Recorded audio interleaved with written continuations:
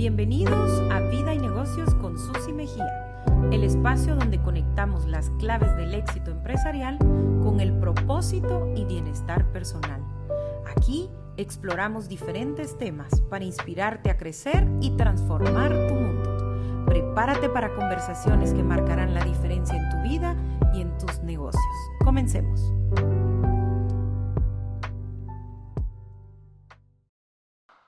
Bienvenido a Vida y Negocios con Susi Mejía.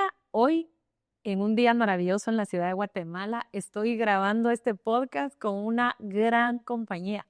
Y no digo grande solo por tamaño, sino grande de corazón, de pensamiento, de formación, de vida. Juan Pablo Díaz del Castillo, bienvenido a Vida y Negocios con Susi Mejía. Muchas gracias, Susi, por la invitación. Esta es una increíble oportunidad de estar contigo acá en Guatemala, que además que me encanta este lugar. Gracias, espero que te estén tratando muy bien. Sé que mañana estás en un congreso, así que qué lindo tenerte por acá. Por lo general siempre me tratan muy bien. Ah, qué bueno, Juan Pablo. Juan Pablo, hoy trae para ustedes un tema maravilloso de un libro, acerca de un libro que él ha escrito y que más adelante nos va a contar otras noticias al respecto. Y el tema de hoy es aprendiendo a pensar lo pensado. Imagínense, aprendiendo a pensar lo pensado. Y yo le agregué ahí un eslogan, vivir con sentido en tiempos de cambio. Porque creo Es que una conexión. todos estamos viviendo en alguna cosa en nuestra vida, en alguna situación, algún momento de cambio, alguna transformación, algún reto, tanto en la vida laboral o en la vida personal. Y hoy queremos inspirar a líderes, pero también a las personas que de alguna manera están atravesando un reto en su vida y necesitan hoy un mensaje que les pueda ayudar a hacer ese switch, ese cambio en su vida. Bienvenido entonces, Juan Pablo. Me gustaría que nos compartieras un poquito de ti. Sé que naciste en Colombia, pero también tienes nacionalidad española.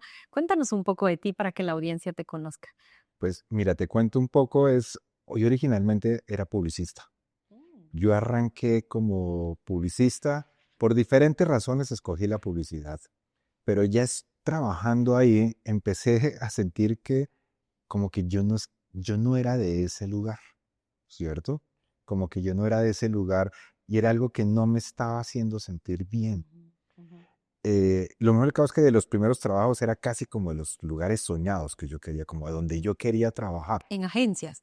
Sí, algo así de ese estilo, con los clientes, y yo decía, tengo el trabajo de los sueños, pero poco a poco me di cuenta que no me estaba gustando lo que estaba viviendo. Y eso me llevó a decidir, pues, cambiar. Y todo el mundo me decía, no, lo que pasa es que puede ser que el cliente era muy difícil. Entonces puede ser por ese lado. Y yo me creí la historia. Y seguía y cambiaba y no lograba y no me sentía como parte, como que había algo que faltaba en los trabajos que yo estaba teniendo. Y ahí yo le digo siempre una bendita y afortunada depresión existencial que sufrí me llevó a dejarlo y buscar otras opciones. Fue una crisis importante por muchas razones de la vida, pero me llevó a decir, no más por acá, tengo que arrancar de otra manera. Hiciste un alto. Hice un alto, paré y estaba en una depresión. Una depresión que me llevó a pedir ayuda. Fui a psiquiatría, me mandaron un antidepresivo. Alcancé a tomar dos días la pastilla. Y lo que pasó en mi particular era que me sentía tan feliz, estaba tan contento, que dije, De haber soltado. esto está peligroso. Ah, te sentías contento de la pastilla. La pastilla me hacía sentir contento. Claro. Dije, esto está peligroso, y fui a la siguiente cita y le dije, yo no voy a tomar más esta pastilla, hagámoslo sin necesidad de medicación.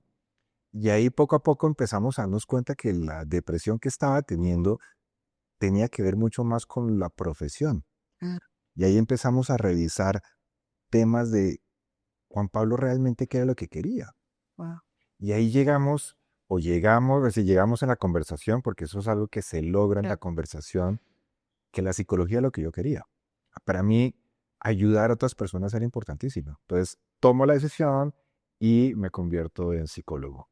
Y sabes que precisamente eso fue lo que vi en tu información, en tu bio. Yo dije, publicista, psicólogo, doctor en psicología, especialista en logoterapia y análisis existencial. y autor de varios libros. Hoy nos vamos a enfocar a hablar de aprendiendo a pensar lo pensado, pero me encanta pensar e invitar a la audiencia que aún en la peor crisis de tu vida puede resurgir una nueva vida para ti. Tú mencionaste, yo empecé con depresión, no me viniste a decir, estaba en la cumbre de mi vida y ahí empecé este proyecto de vida, sino en un momento, diríamos, de profundidad, pero de profundidad oscura, oscura, oscura, y eso te permitió de alguna manera voltear a ver qué más había para tu vida. Mm, Yo creo que muchas veces le tenemos miedo a las crisis, Ujú, le tenemos miedo a enfrentarnos a esas preguntas que nos hacemos, ujú. porque la vida constantemente nos está Total, lanzando preguntas, así es. pero a Te veces interpela, la vida te interpela. te interpela, pero el Sí. problema es que la vida te hace preguntas y nosotros hacemos lo que sea necesario para distraernos. Y yo tenía un problema y era que yo creía, esa era una creencia que yo tenía de familia, y yo creo que también no solamente de familia, sino cultural de la época, Ujú. es que las personas, una persona valiosa, un ser humano valioso, un ser humano que sea considerado respetable, que valga y que sea suficiente para los demás, no puede cambiar de opinión. Se mantienen en sus opiniones. La constancia. La constancia.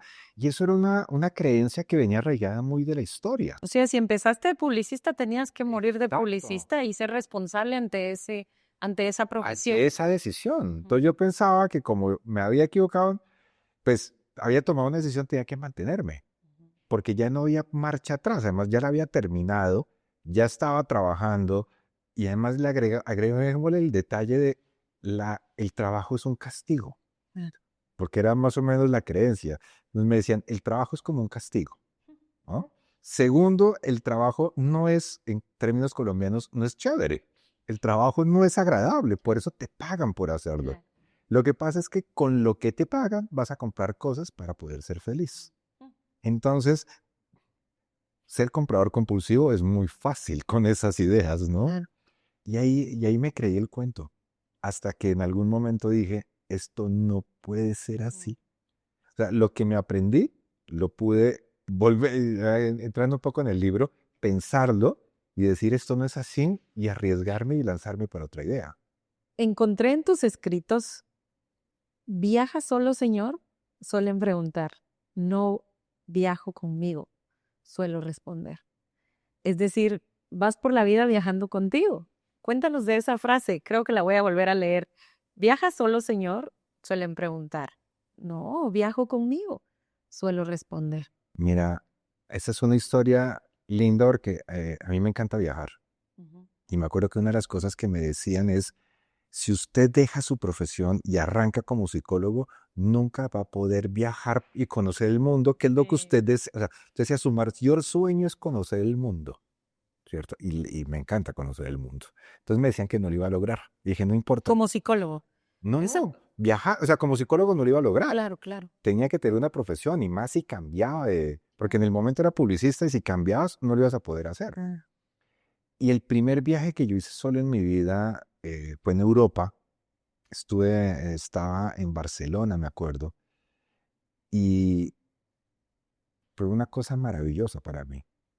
Fue maravilloso porque siempre yo había viajado o con mi familia o con ujú. amigos, pero solo, nunca. O sea, yo llegué a Madrid a contarme con mi familia y después para Barcelona y estaba completamente solo.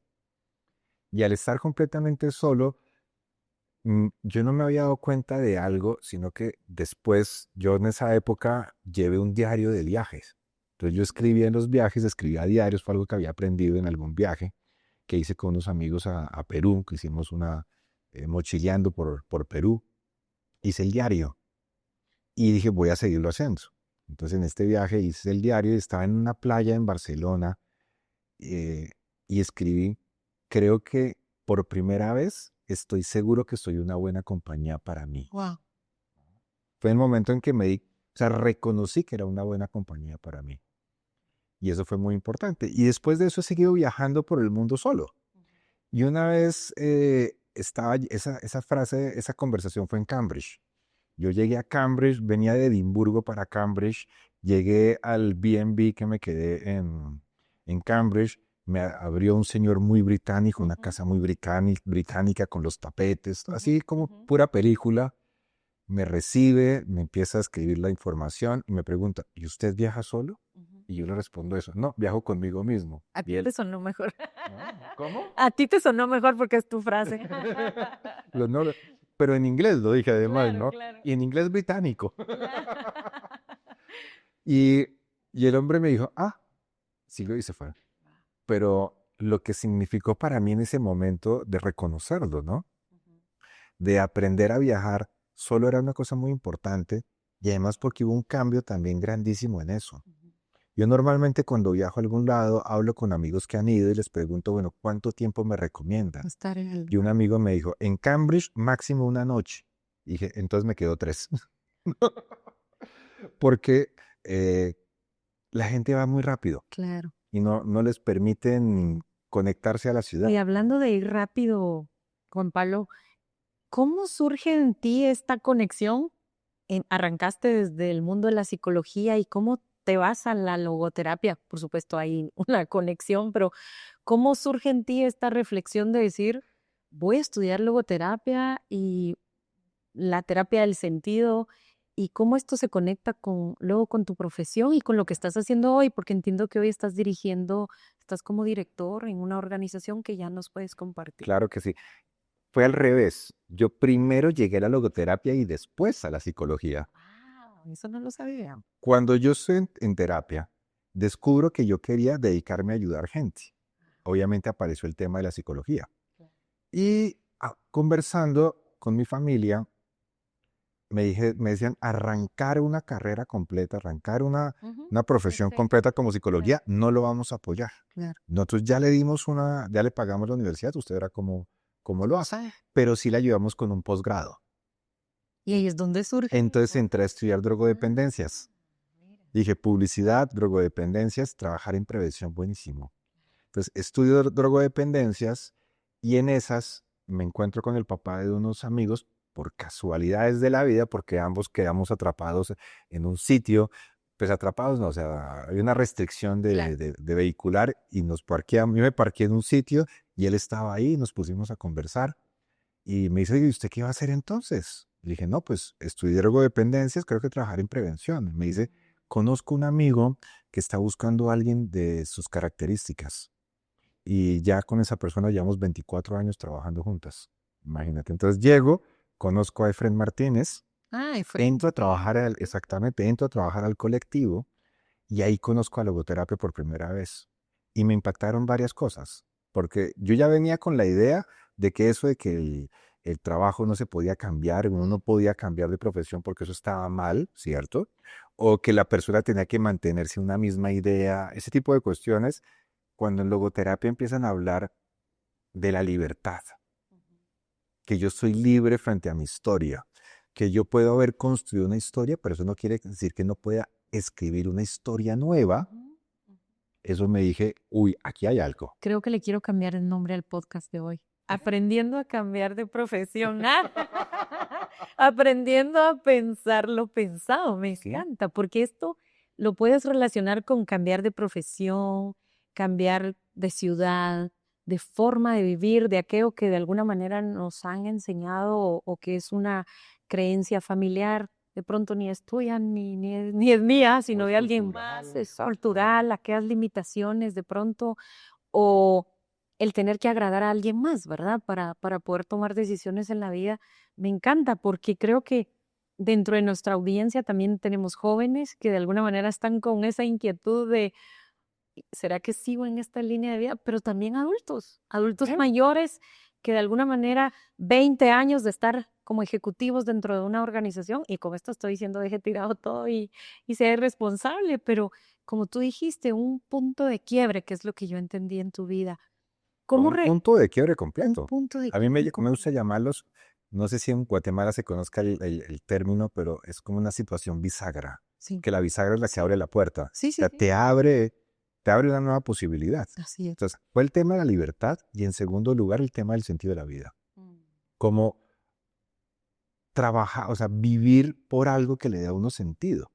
quien tiene un para qué vivir puede superar casi cualquier cómo, decía Nietzsche. Así Yo es. decía, claro, con razón, pues yo no le encontraba sentido a lo que estaba haciendo y aquí empecé a encontrar sentido. Y ahí después de eso es que arranco a estudiar psicología.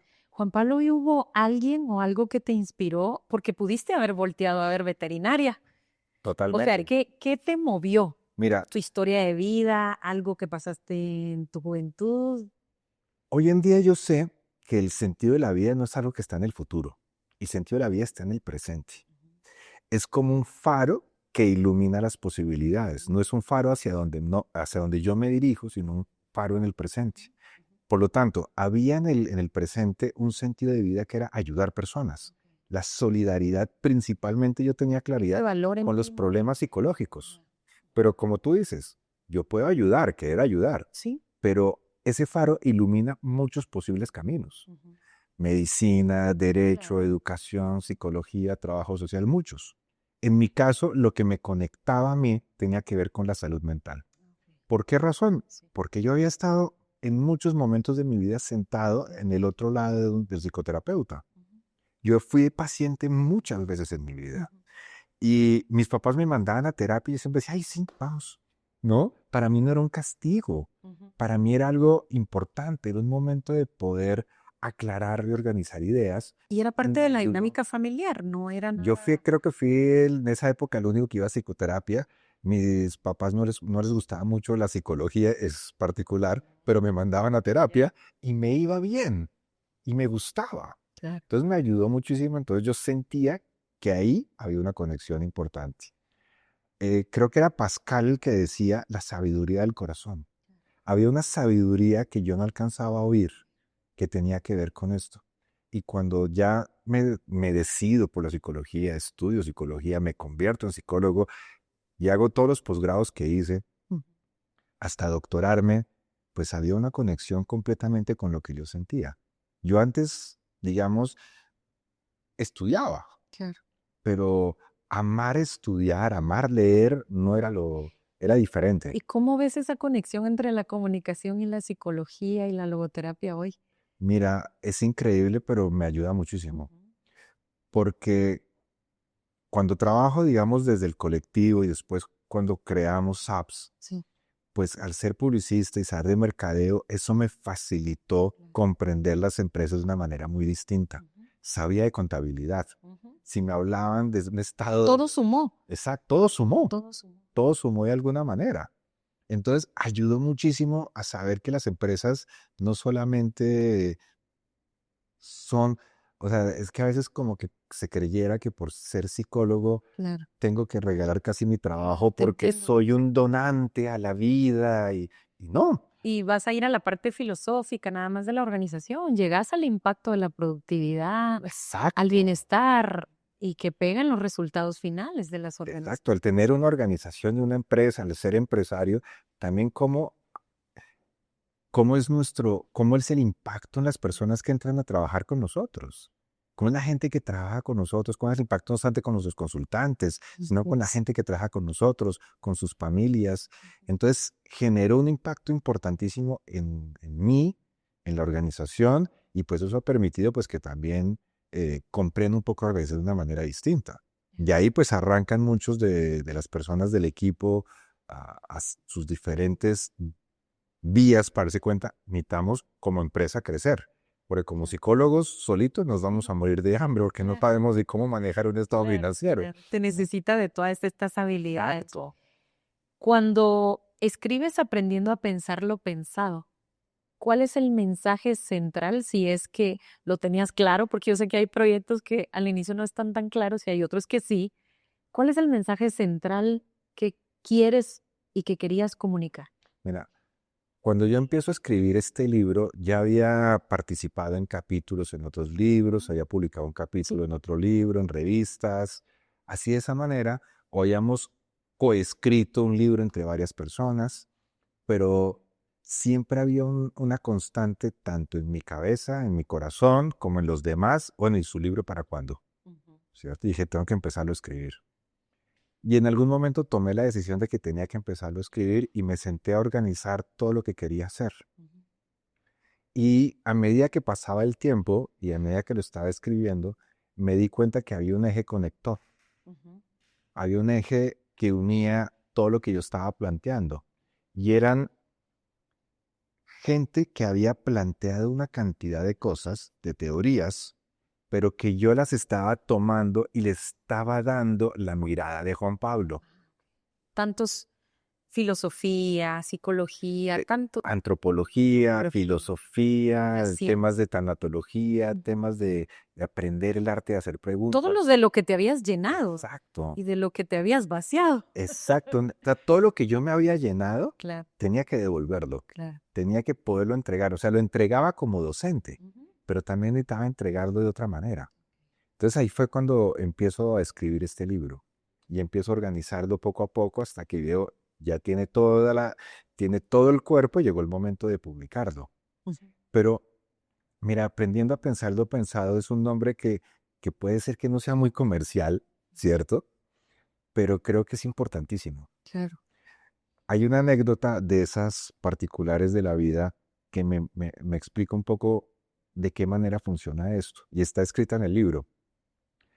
En el año 2014 estaba yo en Salzburgo y fuimos a una montaña que queda en Salzburgo, que es Nieves Perpetuas. Desde Salzburgo se ve y es precioso, así como la ve uno en La Novicia Rebelde, en Sound of Music, todos esos escenarios así de nevados, preciosos. Se veía increíble esa montaña desde Salzburgo. Y subimos. Cuando llegamos allá y veo yo la altura, la montaña estaba a 1300 metros de altura. Y yo, en ese momento mi cabeza hizo ¡puf! Explotó. ¿Por qué pasó? Cuando yo estaba en el colegio, una de mis materias favoritas era geografía.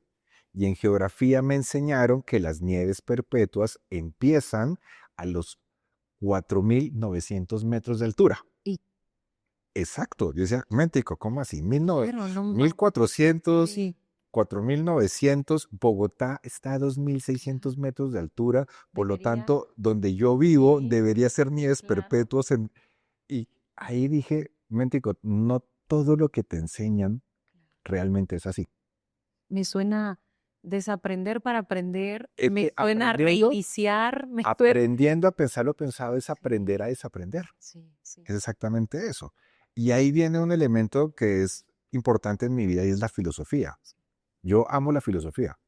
Y en la filosofía, de cierta manera, podemos decir que a la gran mayoría de la gente no le gusta la filosofía.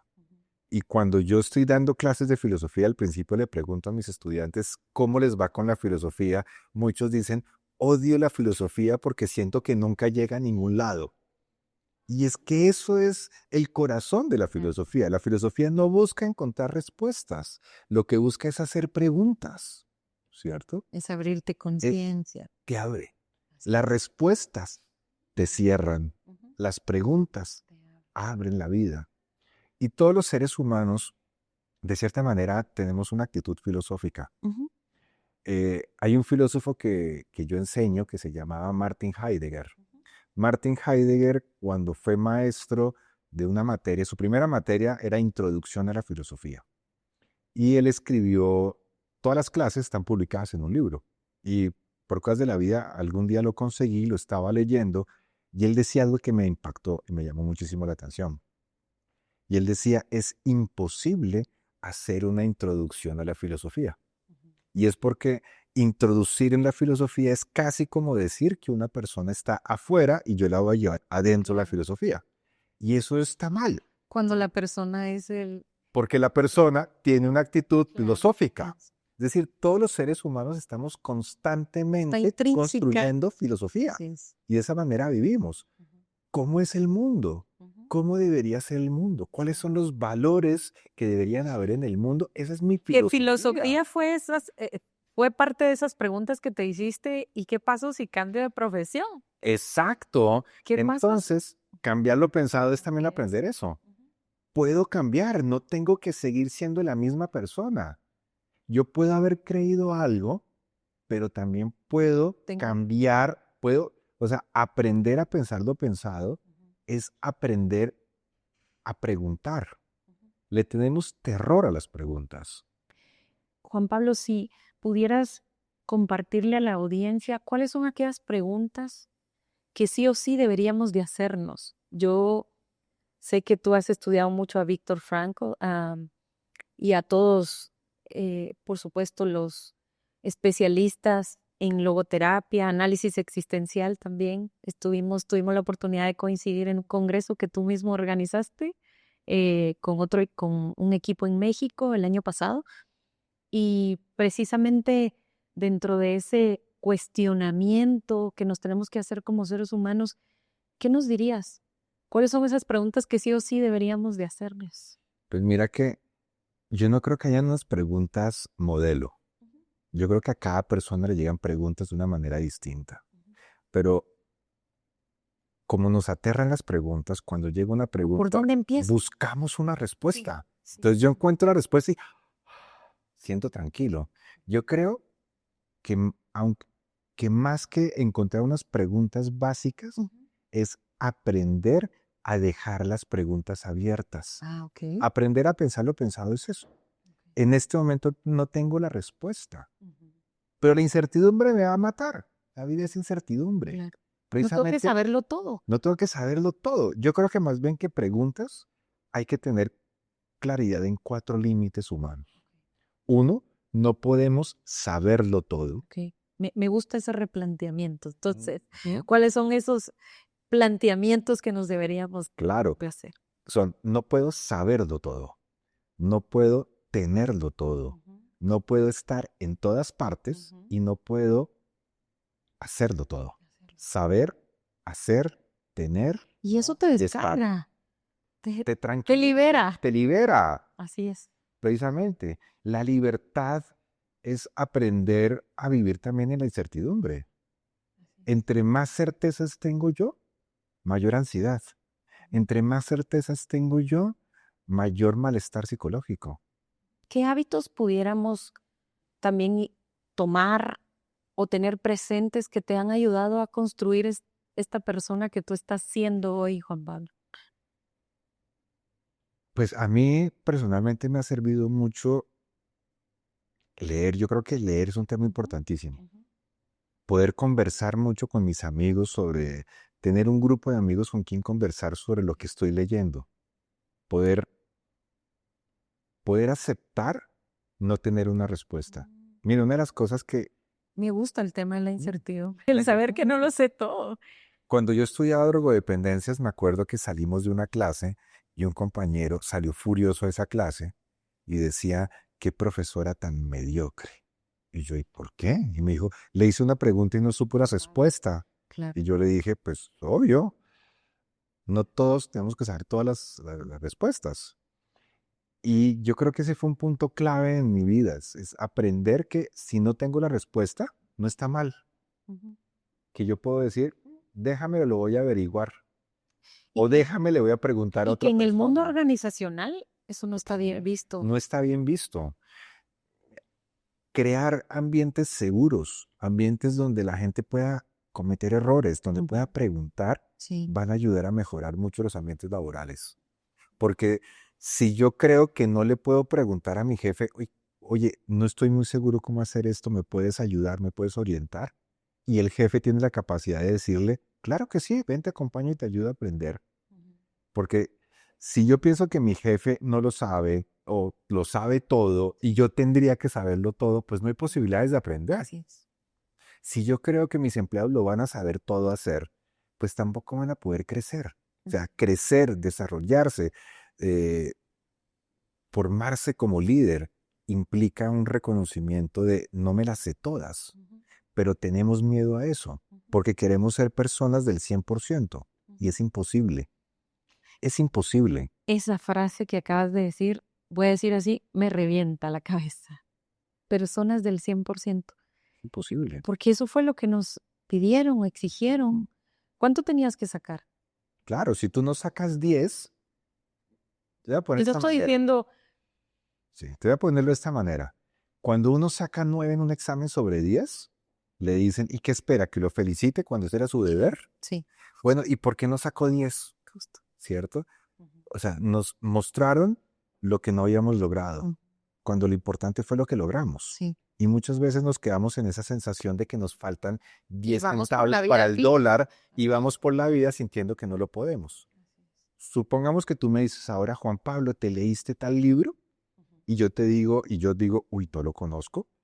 Si yo soy una persona al 100%, voy a decir, soy lo peor. ¿Cómo es posible que no conozca este libro? Pero cuando permito no ser una persona al 100%, digo, wow, qué bien, todavía hay cosas por aprender. Estoy vivo. Afortunadamente estoy vivo. Todavía hay cosas para aprender. Claro. Hay que cambiar la vida. Juan Pablo, tendríamos 3 podcasts más de corrido en sé. este momento y sé que tenemos que ir concluyendo.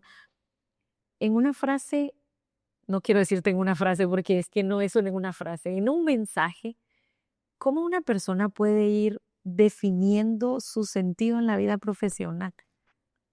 Definiendo. Es que ese es el asunto.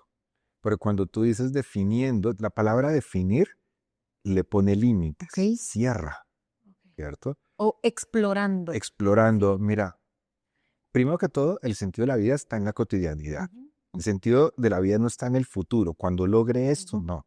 El sentido de la vida está en la cotidianidad. Y el sentido de la vida parte desde lo más sencillo hasta lo más grande. Muchas veces creemos que el sentido de la vida es cuando me gane el Nobel Sí, de literatura, claro. ¿no? Cuando llegue a... Cuando llegue allá, y no necesariamente. Y me olvido de... El sentido está en lo cotidiano, en lo pequeño. En este momento estoy encontrando una experiencia de sentido en la vida contigo. Claro que sí, porque para mí poder transmitir aquellas cosas que me han enseñado y que yo he aprendido es parte del sentido de mi Vaciarme. vida. Exactamente, Ujú. donarme, donarme. Que eso es amor. Es parte del Parte amor. del amor, sí. Frankel nos plantea que podemos encontrar sentido en aquello que el mundo nos regala. Sí. Ver un atardecer, ver Atitlán, que es uno de los paisajes más hermosos que La hay. antigua, fuiste la antigua. Antigua también, Tikal. Tikal. Tikal, estuve en Tikal hace 8 años y fue de las cosas más hermosas que he visto en mi vida, por encima de muchos lugares que haya conocido. Entonces lo que la vida nos regala, pero también lo que yo le doy a la vida a través de la profesión y mi actitud ante el sufrimiento. Muchas veces cuando estamos enfrentando un sufrimiento, la gente nos dice, tienes que encontrar el regalo en el sufrimiento, y no es así. Es en la actitud ante el sufrimiento. Porque te Sí, dicen, no es en la enfermedad per se, sino mi actitud ante. ¿cómo voy a encontrar sentido en el cáncer ante Claro. mi hijo? Es que O en tienes la- que encontrarlo, es el regalo que te está Claro. mandando Dios. ¿Cuál regalo? Mi actitud ante. Es mi actitud ante eso donde encuentro sentido. Entonces son las 3 posibilidades. Y el sentido va a cambiar dependiendo del momento de mi vida. Y hay múltiples, no hay un solo sentido, hay múltiples caminos de sentido. Y en este momento para mí es uno de ellos. Como también esta mañana cuando estaba haciendo psicoterapia, también era. Cuando me fui a descubrir cafés Mi segundo guatemaltecos, uno. también era. ¡Ay, qué alegre! Porque me encanta el café. Qué bueno saberlo. Te vamos a preparar en un exquisito café de Guatemala. Hay una frase que tú mencionas en tus escritos. Por cierto, quiero invitarles a que exploren tus redes y si ya tú nos puedes compartir y nosotros también colocarlo en nuestras redes y cómo podemos tener acceso también a tus libros. Y yo pude darme cuenta de tu participación también en escritos en universidades, eres docente y con toda esta experiencia y con esta, yo diría, con este corazón generoso también para vaciarte a la humanidad. Hay una frase que tú mencionas, aun cuando no elijo lo que vivo, siempre puedo elegir cómo lo vivo. Y en esa elección empieza a revelarse mi propósito. Me gustaría que nos dejaras con un mensaje relacionado a esta frase y cómo esto ha impactado tu vida diaria. Totalmente. Yo creo que en la vida, como muchos seres humanos, hemos experimentado el sufrimiento. Y muchas veces en el sufrimiento como que no logro en el momento encontrar, ¿cierto? Es un tema complicado, pero como te decía, Pascal decía que existe la sabiduría del corazón.